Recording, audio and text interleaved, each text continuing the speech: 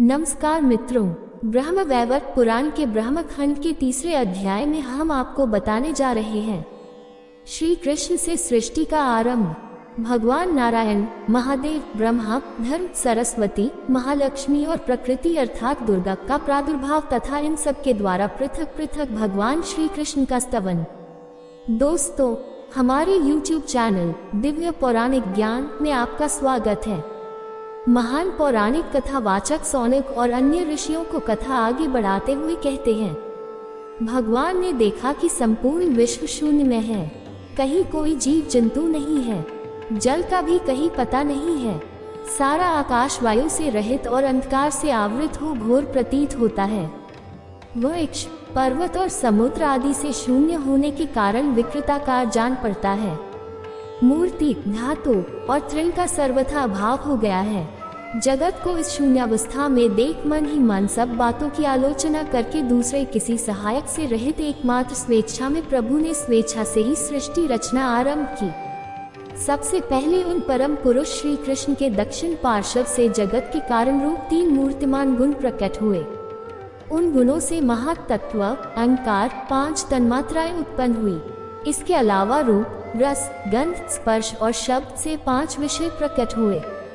तदनंतर श्री कृष्ण से साक्षात भगवान नारायण का प्रादुर्भाव हुआ, जिनकी अनकौंती श्याम थी। वे नित्य तरुण, पीतांबरधारी तथा वनमाला से विभूषित थे। उनकी 4 भुजाएं थीं।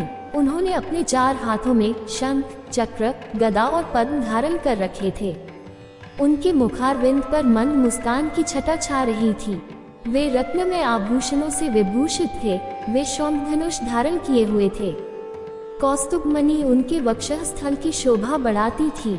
उनके श्रीवत्स भूषित वक्ष में साक्षात लक्ष्मी का निवास था। वे श्रीनिधि अपूर्व शोभा को प्रकट कर रहे थे। शरतकाल की पूर्णिमा के चंद्रमा की प्रभा से सेवित मुख चंद्र के कारण वे बड़े मनोहर जान पड़ते थे। कामदेव की कांति से युक्त रूप लावण्य उनका सौंदर्य बढ़ा रहा था। वे श्री कृष्ण के सामने खड़े हो दोनों हाथ जोड़कर उनकी स्तुति करने लगे।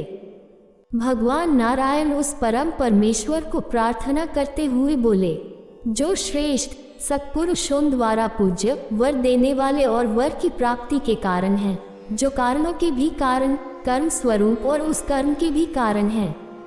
तप जिनका स्वरूप है, जो नित्य निरंतर तपस्या का फल प्रदान करते हैं। तपस्वी जनों में सर्वोत्तम तपस्वी हैं। नूतन जलधर के समान श्याम, स्वात्माराम और मनोहर हैं।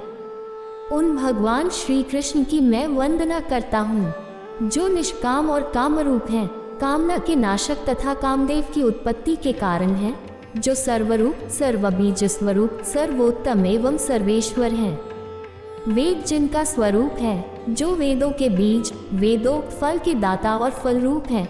वेदों के ज्ञाता, उसके विधान को जानने वाले तथा संपूर्ण वेदवेताओं के शिरोमणि हैं। उन भगवान श्री कृष्ण को मैं प्रणाम करता हूँ।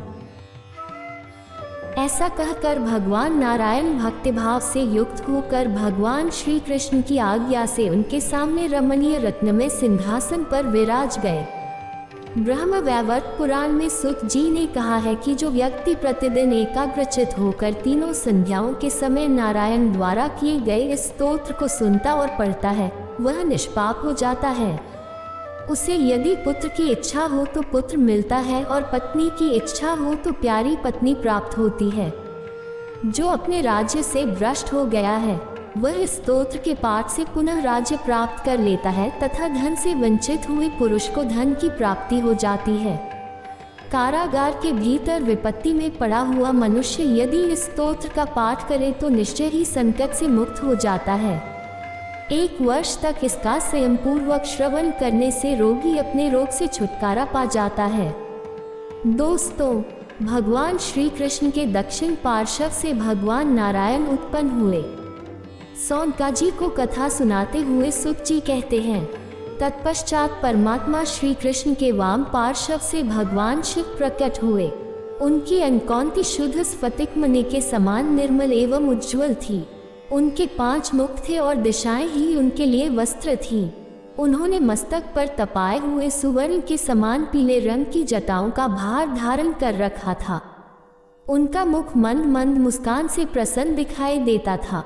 उनके प्रत्येक मस्तक में 3-3 नेत्र थे। उनके सिर पर चंद्राकार मुकुट शोभा पाता था। परमेश्वर शिव ने हाथों में त्रिशूल, पट्टिश और जपमाला ले रखे थे। भगवान शिव सिद्ध तो है ही, संपूर्ण सिद्धों के ईश्वर भी हैं। वे योगियों के गुरु के भी गुरु हैं, मृत्यु की भी मृत्यु हैं, मृत्यु के ईश्वर हैं, मृत्यु स्वरूप हैं और मृत्यु पर विजय पाने वाले मृत्युंजय हैं। वे ज्ञानानंद रूप, महाज्ञानी, महान ज्ञानदाता तथा सबसे श्रेष्ठ हैं।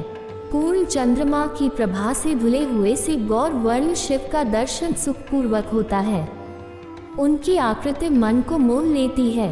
ब्रह्मतेज से जाज्वल्यमान भगवान शिव वैष्णवों के शिरोमणि हैं। प्रकट होने के पश्चात श्री कृष्ण के सामने खड़े हो भगवान शिव ने भी हाथ जोड़कर उनका स्तवन किया। उस समय उनके संपूर्ण अंगों में रोमांच हो आया था। नेत्रों से अश्रु झर रहे थे और उनकी वाणी अत्यंत गदगद हो रही थी। महादेव जी बोले, जो जय के मूर्तिमान रूप, जय देने वाले, जय देने में समर्थ, जय की प्राप्ति के कारण तथा विजयदाताओं में सर्वश्रेष्ठ हैं, उन अपराजित देवता भगवान श्री कृष्ण की मैं वंदना करता हूँ। संपूर्ण विश्व जिनका रूप है, जो विश्व के ईश्वरों के भी ईश्वर हैं, विश्वेश्वर, विश्व कारण, विश्वाधार, विश्व के विश्वास भाजन तथा विश्व के कारणों के भी कारण हैं, उन भगवान श्री कृष्ण की मैं वंदना करता हूँ। जो जगत की रक्षा के कारण, जगत के संहारक तथा जगत की सृष्टि करने वाले परमेश्वर हैं, फल के बीज, फल के आधार, फल रूप और फलदाता हैं, उन भगवान श्री कृष्ण को मैं प्रणाम करता हूँ।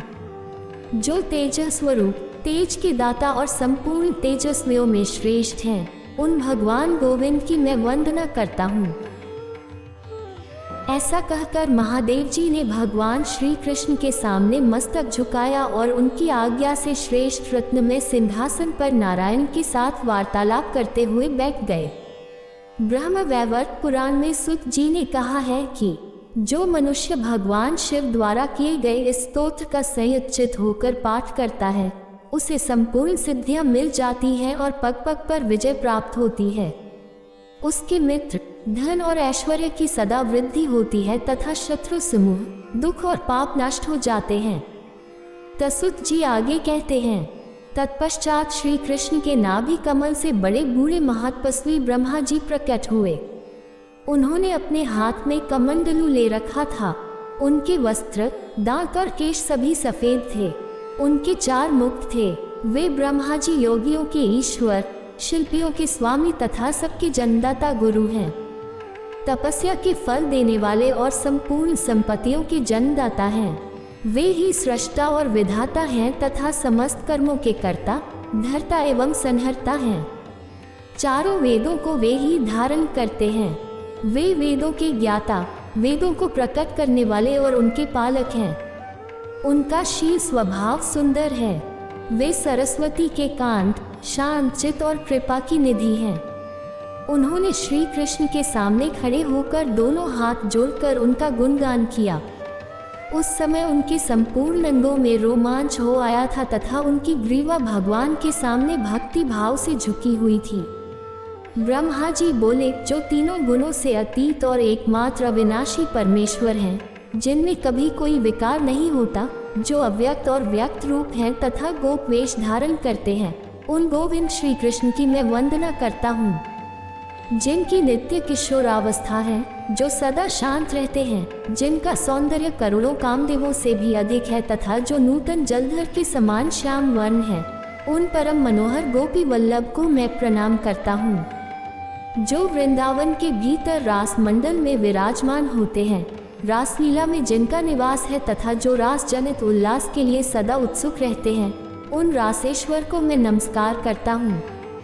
ऐसा कहकर ब्रह्मा जी ने भगवान श्री कृष्ण के चरणों में प्रणाम किया और उनकी आज्ञा से नारायण तथा महादेव जी के साथ संभाषण करते हुए श्रेष्ठ रत्नमय सिंहासन पर बैठे। ब्रह्म वैवर्त पुराण में ऐसा कहा गया है कि जो प्रातः काल उठकर ब्रह्मा जी के द्वारा किए गए इस स्तोत्र का पाठ करता है, उसके सारे पाप नष्ट हो जाते हैं और बुरे सपने अच्छे सपनों में बदल जाते हैं। भगवान गोविंद में भक्ति होती है, जो पुत्रों और पौत्रों की वृद्धि करने वाली है। इस स्तोत्र का पाठ करने से अपयश नष्ट होता है और चिरकाल तक यश बढ़ता रहता है। ब्रह्मा जी के बाद सुत जी धर्म की उत्पत्ति की कथा के बारे में कहते हैं।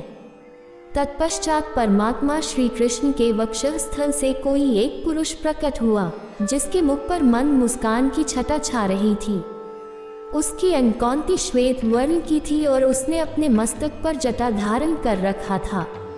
वह सबका साक्षी, सर्वज्ञ तथा सबके समस्त कर्मों का दृष्टा था। उसका सर्वत्र संभाव था। उसके हृदय में सबके प्रति दया भरी थी। वह हिंसा और क्रोध से सर्वथा अछूता था। उसे धर्म का ज्ञान था। वह धर्म स्वरूप, धर्मिष्ठ तथा धर्म प्रदान करने वाला था। वही धर्मात्माओं में धर्म नाम से विख्यात है। परमात्मा श्री कृष्ण की कला से उसका प्रादुर्भाव हुआ है। श्री कृष्ण के सामने खड़े हुए उस पुरुष ने पृथ्वी पर दंड की भांति पड़कर प्रणाम किया और संपूर्ण कामनाओं के दाता उन सर्वेश्वर परमात्मा का स्तवन आरंभ किया।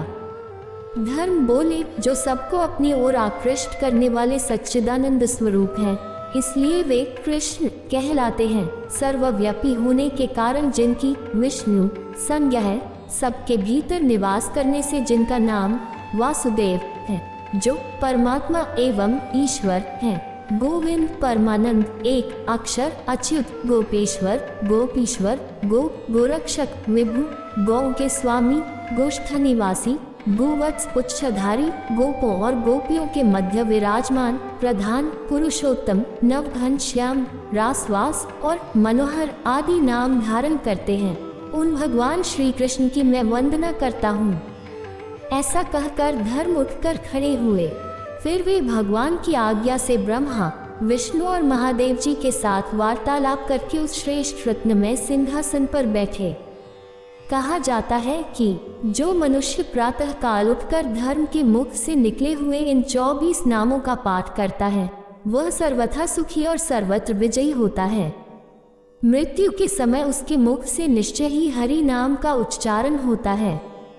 अतः वह अंत में श्रीहरि के परम धाम में जाता है तथा उसे श्रीहरि की अविचल दास्य भक्ति प्राप्त होती है। उसके द्वारा सदा धर्म विषय की चेष्टा होती है। अधर्म में उसका मन कभी नहीं लगता। धर्म, अर्थ, काम और मोक्ष रूपी फल सदा के लिए उसके हाथ में आ जाता है। उसे देखते ही सारे पाप, संपूर्ण भय तथा समस्त दुख उसी तरह भय से भाग जाते हैं, जैसे गरुड़ पर दृष्टि पड़ते ही सर्प पलायन कर जाते हैं।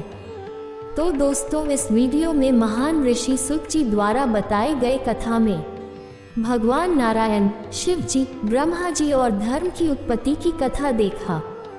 जय श्री कृष्ण।